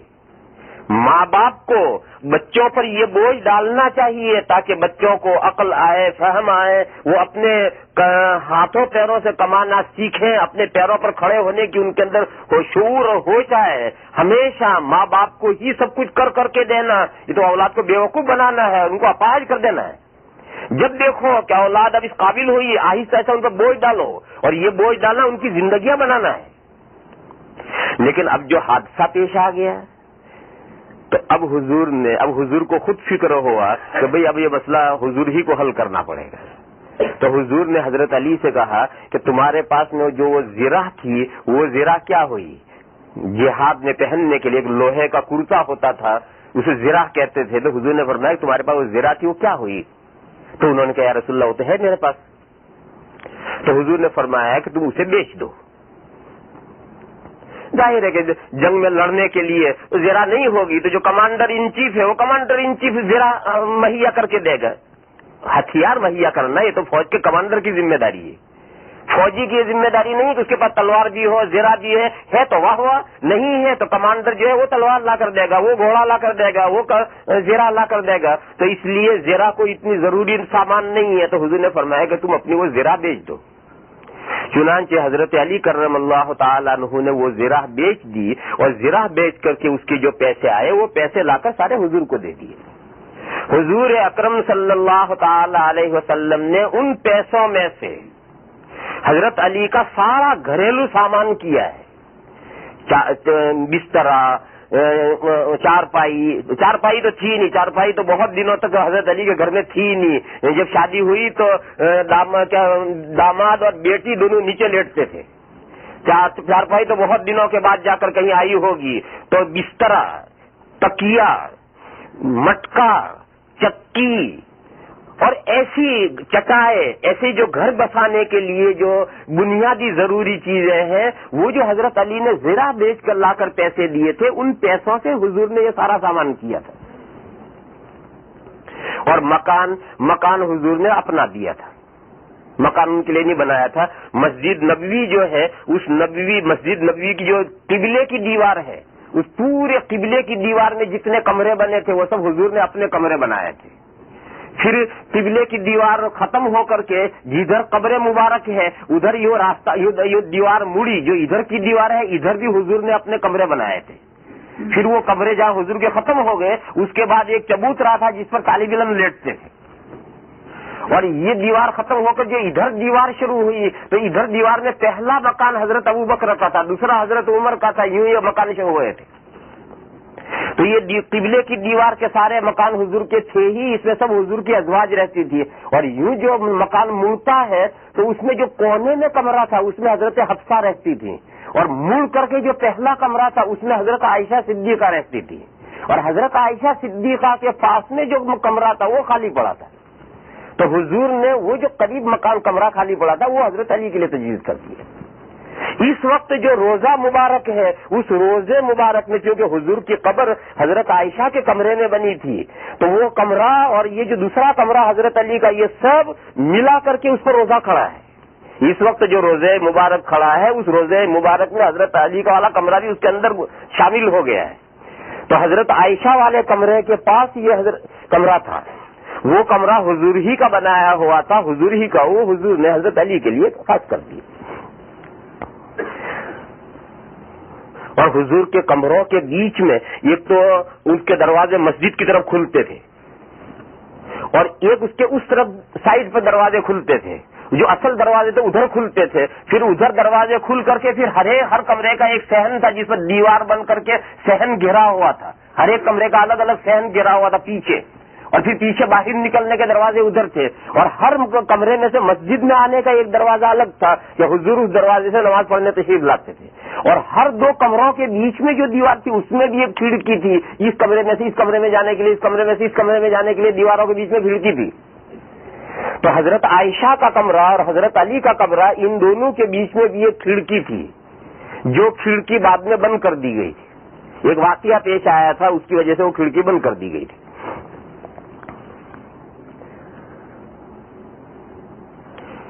ایک دن ایسا ہوا, میں نے بتایا تھا کہ یہ جو دو دروازے ہیں تو ادھر والا دروازہ یہ تو حضرت عائشہ کا کمرہ ہے, ادھر والا دروازہ یہ حضرت علی کا کمرہ ہے, اور مسجد کے اس طرف یہ حضرت ابوبکر کا.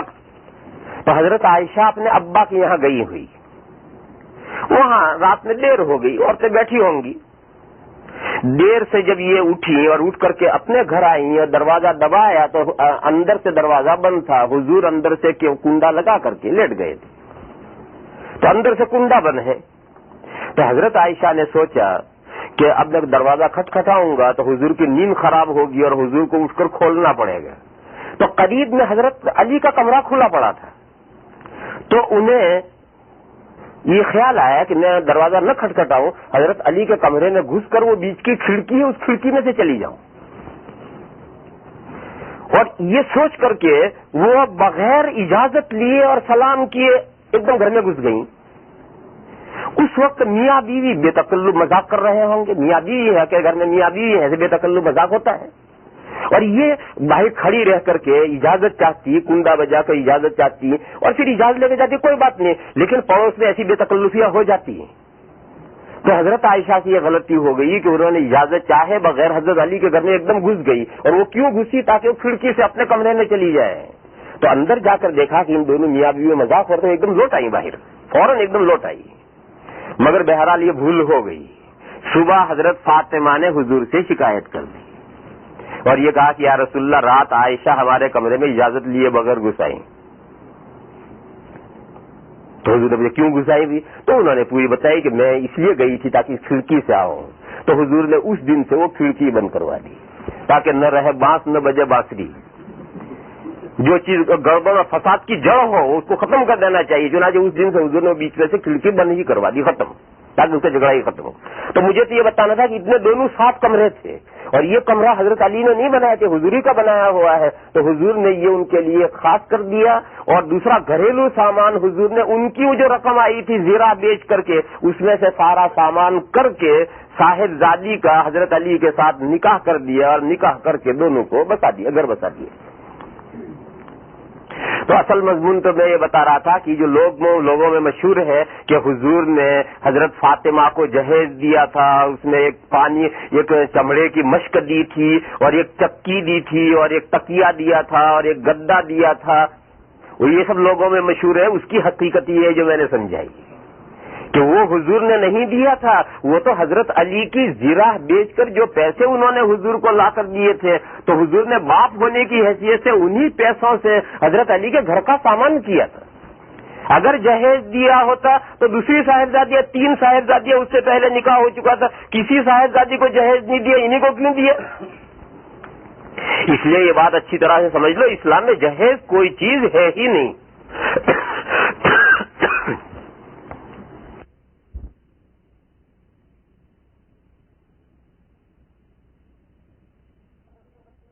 चाहे उसके बच्चों को देना या बहन को देना, भाई क्यों देना? भाई की यहाँ शादी होती तो बहन कुछ लाकर नहीं देती, तो बहन की यहाँ शादी होगी तो भाई क्यों ले जाकर देगा? कोई हक किसी का नहीं है। फिर ये जो हमारे यहाँ मुसलमानों में रिवाज है, ये सब रिवाज उन मुसलमानों में आएगा जिन मुसलमानों में मीरास बहनों को और बेटियों को और बहनों को मीरास नहीं दी जाएगी, तो फिर वो हिंदुआना जाहिलाना रस्में आएंगी और फिर जहेज भी देना पड़ेगा और मोमेरा भी देना पड़ेगा और ये भी देना पड़ेगा और वो भी देना पड़ेगा, दुनिया भर की रस्में पूरी करनी पड़ेंगी। इसलिए कि तो आम अकल कहती है कि बाप की कमाई में से बेटियों को मिलना चाहिए कुछ, भाई अकेले ही बाप की चीज न हड़प कर जाए, बहनों को भी किसी उन्वान से दें। तो जमाने जाहिलियत में अरब में औरतों का कोई हिस्सा मिरास में नहीं था। इसी सिलसिले में एक किस्सा पेश आया। वो किस्सा ये पेश आया कि एक सहाबी का इंतकाल हुआ, उनके पीछे एक बीवी है, 2 बेटियां हैं, सिर्फ छोटी छोटी, 5 साल की 7 साल की वही छोटी छोटी 2 बेटियां हैं और मरने वाले के भाई हैं।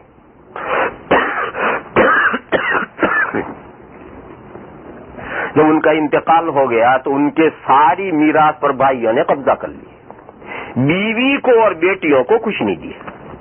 जमाने जाहिलियत में यही होता था, जो पीछे खानदान में लड़ने के काबिल है वो सारी जायदाद पर कब्जा करते थे, तो उन्होंने भाइयों ने कब्जा कर दिया, अभी बेचारी बीवी को कुछ नहीं मिला, बेटियों को कुछ नहीं मिला। तो ये बीवी परेशान होकर के हुजूर अकरम सल्लल्लाहु ताला अलैहि वसल्लम की खिदमत में आई और उसने अर्ज किया कि या रसूलल्लाह, मेरे साथ ये हादसा पेश आया, मेरे शौहर का इंतकाल हो गया और जो कुछ शौहर ने छोड़ा था वो शौहर के भाई सब ले गए और हम तो बेखान मान बेदर रह गए। अब मैं अकेली हूँ, कहाँ जाऊँ? ये 2 बच्चियां हैं, इनको कहाँ फेंकूं? मैं शादी भी करूँ तो शादी कैसे करूँ इन बच्चियों को छोड़कर? ये बच्चियां हैं, कल ये बड़ी हो जाएंगी, मुझे इनकी शादी करनी पड़ेगी, मैं कैसे शादी करूंगा? मेरे पास तो कुछ रहा ही नहीं। उसने अपना दुखड़ा रोया, बेचारी ने अपना सुनाया। इस वाकये के पेश आने के बाद में इसी सूरह निसा के अंदर मीरास के अहकाम नाजिल हुए।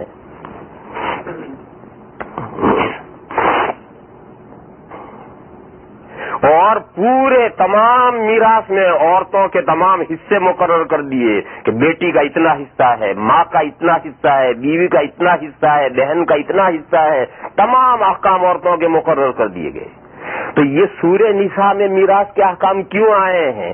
یہ عورتوں کے ساتھ جو ناانصافی ہوتی تھی وہ ناانصافی ختم کرنے کے لیے، عورتوں کے ساتھ انصاف کرنے کے لیے یہ احکام سورہ نساء میں نازل ہوئے.